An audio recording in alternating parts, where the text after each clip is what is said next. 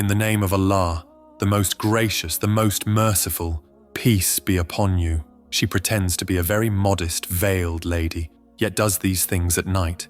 This was my mother-in-law's voice, which I heard loudly. I couldn't understand to whom my mother-in-law was saying this. I quickly came out of my room. It was 12 o'clock at night. I was also angry with my mother-in-law. She kept talking without reason all the time. I felt as if she was talking to my elder sister-in-law, that is, my husband's elder brother's wife, Shahana. Since the very first day, she and Shahana Barbie had quarrels going on. Often Shahana Barbie stayed in niqab and purdah, which made my mother-in-law angry. Anyway, she always used to say that one day she would reveal to the whole world the reality behind that veil. I did not know what was true and what was false. When I came out, hearing those voices from Bobby's room, I felt very strange. The screams were increasing. Now it seemed as if the matter had really become serious. As soon as I came out, I saw that the screams were coming from Bobby's room. Shahana Bobby usually slept with her room locked at night. I don't know how the room was left open today that mother-in-law went inside. Thinking this, I also went into Shahana Barbie's room. The door was open. My mother-in-law had grabbed Shahana Barbie by the hair. She was dragging her outside. After bringing her out, she threw her to the ground and then latched the room.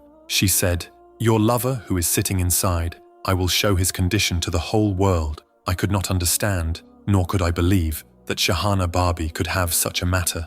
Shahana Barbie's husband had been in Dubai for 2 years, trying to earn a living. In such a situation, this act of Shahana Barbie was very bad and strange, because when a husband goes abroad to earn for his wife, she should honor his fidelity. She should not betray the trust of her husband. Thinking this, I too began to feel disgust toward Shahana Barbie, that she had deceived her husband. Anyway, I did not get along with such a woman. For the time being, Shahana Barbie lay on the ground like a criminal, staring at the earth. Thick tears were falling from her eyes and soaking into the ground. My mother-in-law waved her hand in the air, challenged her, and said, "I know very well these are crocodile tears. Go, Saima. Open the front door so the people standing outside who want to watch this spectacle also find out what is happening in our house today." As soon as these words came out of my mother-in-law's mouth, Shahana Barbie folded her hands before her and said, "For God's sake, mother, don't do this. My father earned a good name all his life, and the neighbors also respect me a lot. Everyone knows me only as a respectable woman. Do not disgrace me, otherwise people will never respect me, nor will they send their children to me to learn the Quran. So what need have we of your 2-bit earnings? If you don't teach Quran, will we starve to death? Anyway, my son is in Dubai and earns well, and what you teach the children will also come before everyone today, so that your true nature is known to all." "Mother, believe me, there is nothing like that," pleaded Bhabhi Shahana, but a kind of mania had overtaken my mother-in-law. She ordered me once again to open the door. I was compelled to open the front door. 3 or 4 sensible men entered our house. My mother-in-law took them and brought them in front of my room from where Shahana Barbie's room was visible. "Come, see. Some man has entered our house. Someone came to meet my daughter-in-law. He is crouching inside the room.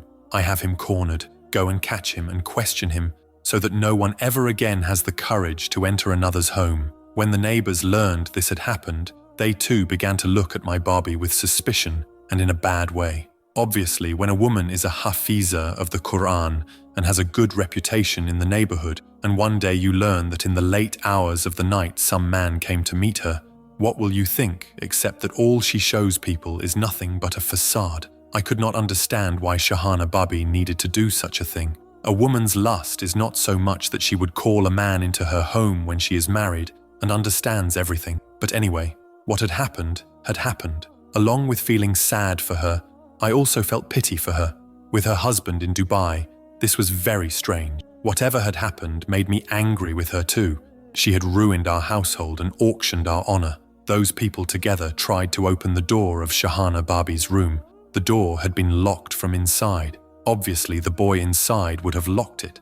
Everyone thought of breaking the door, but my mother-in-law announced that he must have run away through the back window of the room, so there was no point. My mother-in-law told the neighborhood people that had they come a little earlier, they could have caught that lover who had come to meet her. Now, having slipped out through the back lane, He had fled. This statement ground Shahana Babi's honor into dust. Tears were flowing from her eyes. She did not say a single word in her defense. She just kept looking at everyone in stunned silence. The neighbors left, spitting in disgust. My mother-in-law seized the moment and started on her again. Tell me, what were you lacking? What was my son lacking that you did such a thing? I will call him in the morning and tell him everything so he knows what his wife, for whom he is enduring such hardship abroad, is doing behind his back.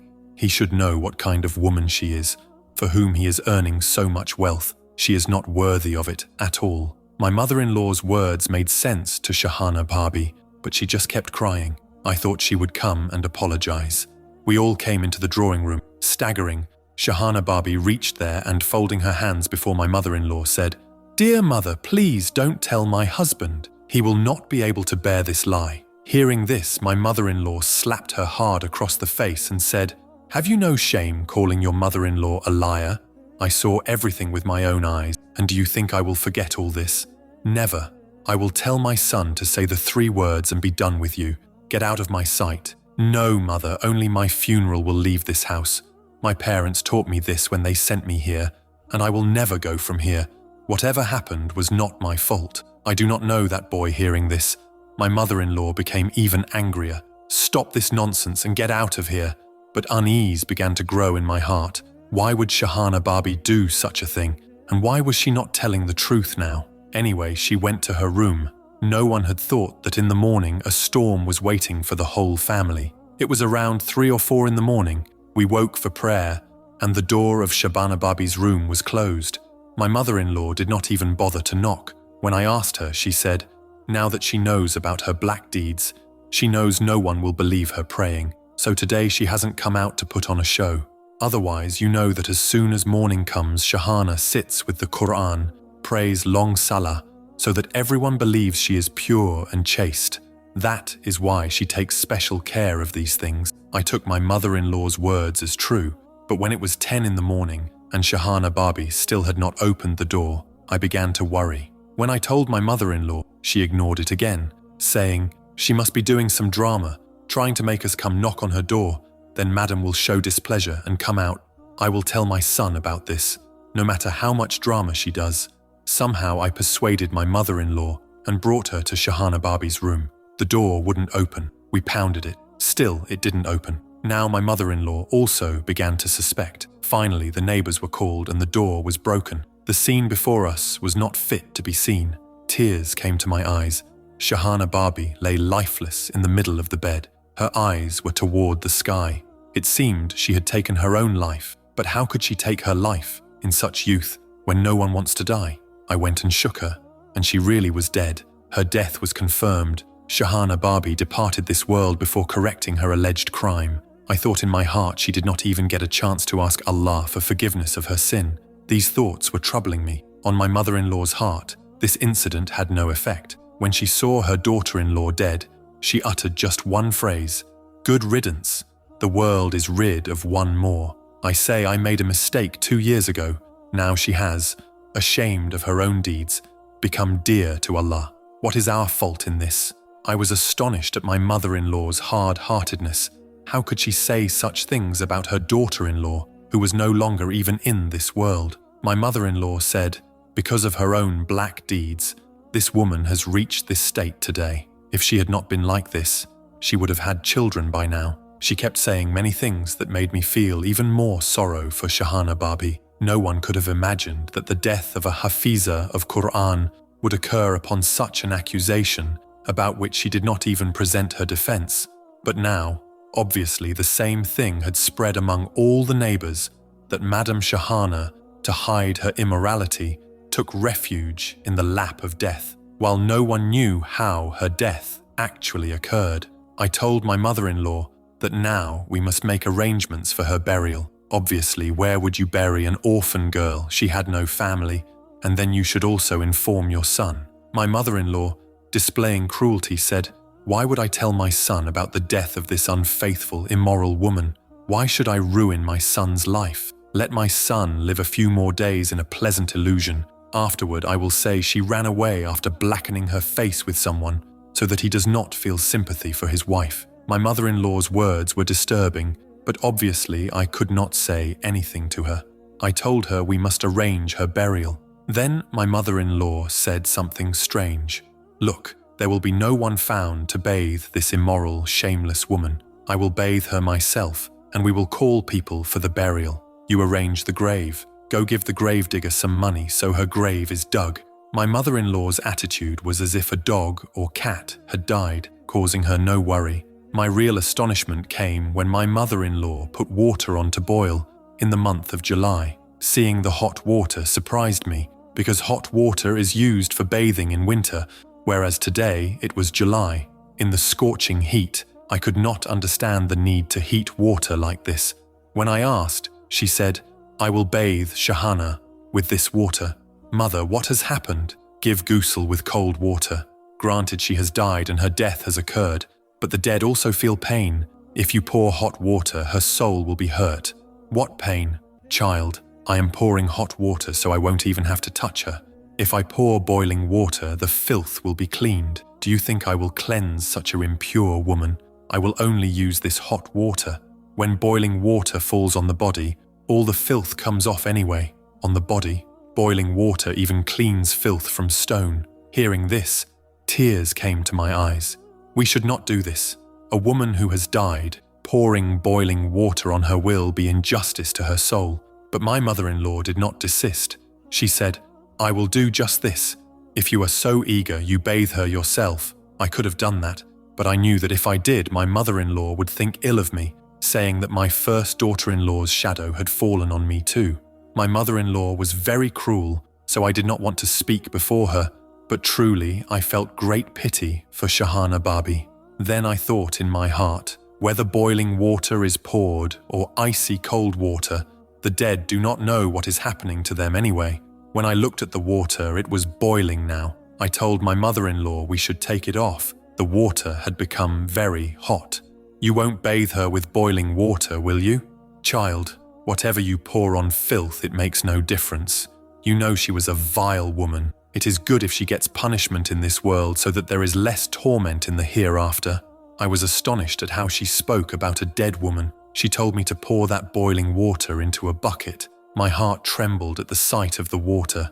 It was so boiling hot that it would burn a hand if spilled. I very carefully poured it into a bucket so it wouldn't splash on me, but carrying it to the room pained me greatly. I took the water into the room. My mother-in-law said, Now you all go. I am myself responsible for my daughter-in-law's burial. Bathing and washing her is my responsibility. I knew what oppression my mother-in-law would inflict upon her. Pouring boiling water on anyone would be the height of hatred, and by this act, Allah would surely be displeased. I thought this in my heart. I was angry at my mother-in-law. I also wondered what she would do to me. My marriage had been only 2 months. I did not want to speak much before her, so I remained silent. After a while, screams began to come from inside the room. It was my mother-in-law's voice.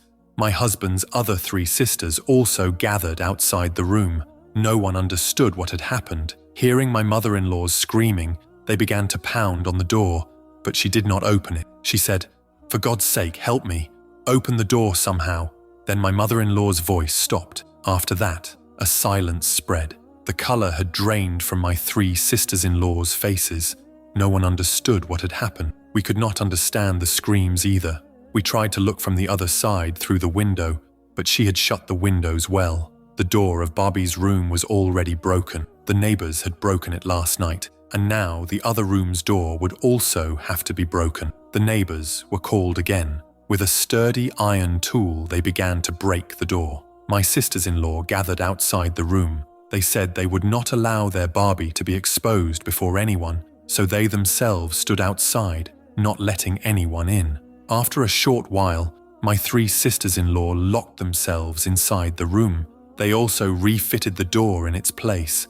Inside the room there was complete silence, except that we could hear my youngest sister-in-law crying. No one knew what had happened. My sister-in-law asked me to bring cold water. I took cold water to the room, but I saw nothing because they sent me back from the door. A little later, an ambulance was parked outside our house. I did not know why it had come, but after that a strange silence fell over our home. My sisters-in-law took out Barbie Shahana's funeral. Everyone went to offer the funeral prayer. Only women remained in the house. The women were talking in various ways. Some said that Shahana's curse had struck them, that they had placed a false accusation on a woman like Shahana, while on the other hand, seeing my sister-in-laws weeping and wailing, it seemed she too was guilty toward Barbie. She even shouted before all the women that she had killed Barbie. We all ignored this because she was young, only between 20 and 25. Such an accusation against her seemed impossible. Whatever it was, she was speaking with her own mouth, but we all knew she could not have the courage to kill a 30 to 35-year-old woman. No one thought that, and it did not happen either, but my youngest sister-in-law kept wailing again and again, saying, "All this happened because of me." Mother also knew. Mother committed a great wrong. Hearing her words, the neighbors touched their eyes and ears in shock. No one had thought that 2 incidents would happen in this house on the same day. Anyway, the time for Shahana Barbie's burial arrived. My youngest sister-in-law was crying loudly, whereas before she had been calm. My mother-in-law was nowhere to be seen in the house. She was in the hospital. Barbie Shahana was taken to the cemetery. After her burial, the atmosphere at home became strange. Then I thought of my mother-in-law. Where had she gone? I asked my eldest sister-in-law, and she said they had left Mother at Aunt's house.